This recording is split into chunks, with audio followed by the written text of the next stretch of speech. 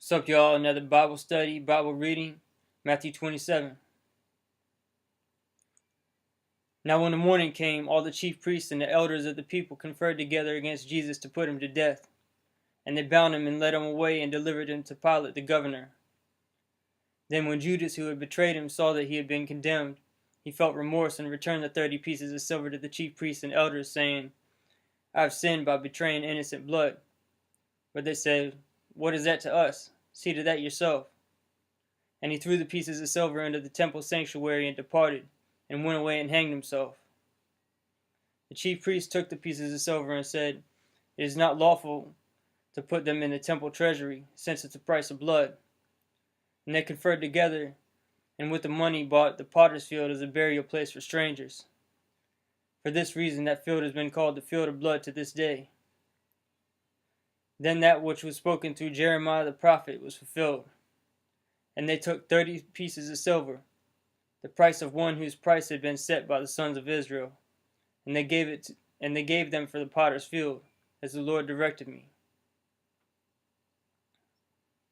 Now Jesus stood before the governor, and the governor questioned him, saying, Are you the king of the Jews?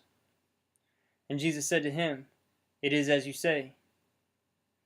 And while he was being accused by the chief priests and the elders, he did not answer. Then Pilate said to him, Do you not hear how many things they testify against you? And he didn't answer him with regard to a single charge, so the governor was quite amazed. Now at the feast the governor was accustomed to release for the people any one prisoner who they wanted. At that time they were holding a notorious prisoner named Barabbas. So when the people gathered together, Pilate said to them, Who do you want me to release for you, Barabbas or Jesus, who was called Christ? For they knew that because of envy that they had handed him over. While he was sitting on the judgment seat, his wife sent him a message saying, Have nothing to do with that righteous man, for last night I suffered greatly in a dream because of him. But the chief priests and the elders persuaded the crowds to ask for Barabbas to put Jesus to death. But the governor said to them, Which of the two do you want me to release for you? And they said, Barabbas. Pilate said to them, What then shall I do with Jesus, who is called Christ? They all said, Crucify him. And he said, Why? What evil has he done? But they kept shouting all the more, saying, Crucify him. When Pilate saw that he was accomplishing nothing, but rather that a riot was starting, he took water and washed his hands in front of the crowd, saying, I am innocent of this man's blood. See to that yourselves. And all the people said, His blood shall be on us and on our children.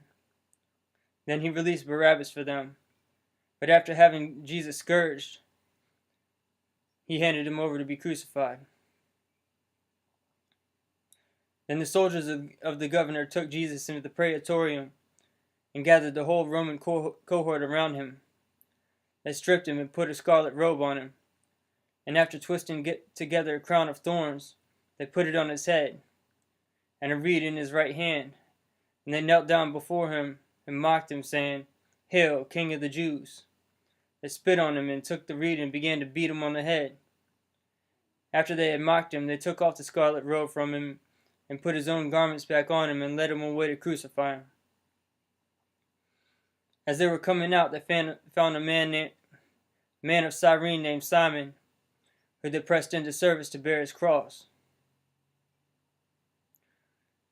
And then when they came to a place called Golgotha, which means place of a skull, they gave him wine to drink mixed with gall, and after tasting it, he was unwilling to drink. And when they had crucified him, they divided up his garments among themselves by casting lots. And sitting down, they began to keep watch over him there. And above his head they put up the charge against him, which read, This is Jesus, King of the Jews. At that time 2 robbers were crucified with him, one on his right and the other on his left. And those passing by were hurling abuse at him, wagging their heads, saying, You who are going to destroy the temple and rebuild it in 3 days, save yourself. If you are the Son of God, come down from the cross. In the same way, the chief priests also, along with the scribes and elders, were mocking him, saying, He saved others. He cannot save himself. He is the King of Israel.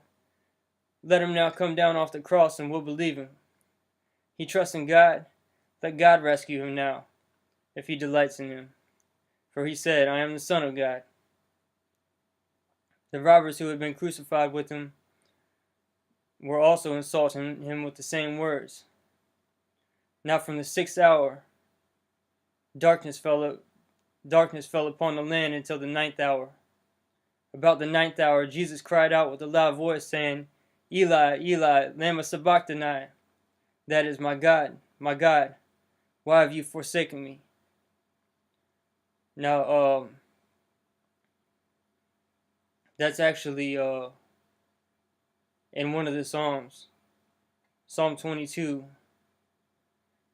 Jesus was quoting that, and if you go and read Psalm 22, it talks all about how he was being mocked and beaten and all that. He was actually referring to that prophecy in Psalms. And some of those who were standing there, when they heard it, began saying, This man is calling for Elijah. Immediately one of them ran, and taking a sponge, he filled it with sour wine and put it on a reed, and gave him to drink. But the rest of them said, Let us see whether Elijah will come and save him. And Jesus cried out again with a loud voice, and yielded up his spirit. And behold, the veil of the temple was torn in two from top to bottom, and the earth shook, and the rocks were split, and the tombs were opened, and many bodies of the saints who had fallen asleep were raised. And coming out of the tombs after his resurrection, they entered the holy city and appeared to many. Now the centurion and those who were standing with him to keep guard over Jesus, when they saw the earthquake and the things that were happening, became very frightened and said, Truly this was the Son of God. Many women were there looking on from a distance, who had followed Jesus from Galilee while ministering to him. Among them was Mary Magdalene, and Mary the mother of James and Joseph, and the mother of the sons of Zebedee. When it was evening, there came a rich man from Arimathea named Joseph, who himself had also become a disciple of Jesus. This man went to Pilate and asked for the body of Jesus. Then Pilate ordered it to be given to him. And Joseph took the body and wrapped it in a clean linen cloth, and laid it in his own new tomb, which he had hewn out of the rock. And he rolled a large stone against the entrance of the tomb and went away. And Mary Magdalene was there, and the other Mary sitting opposite of the grave. Now on the next day, the day after the preparation, the chief priests and the Pharisees gathered together with Pilate and said, Sir, we remember that when he was still alive, the deceiver said, After 3 days I am to rise again.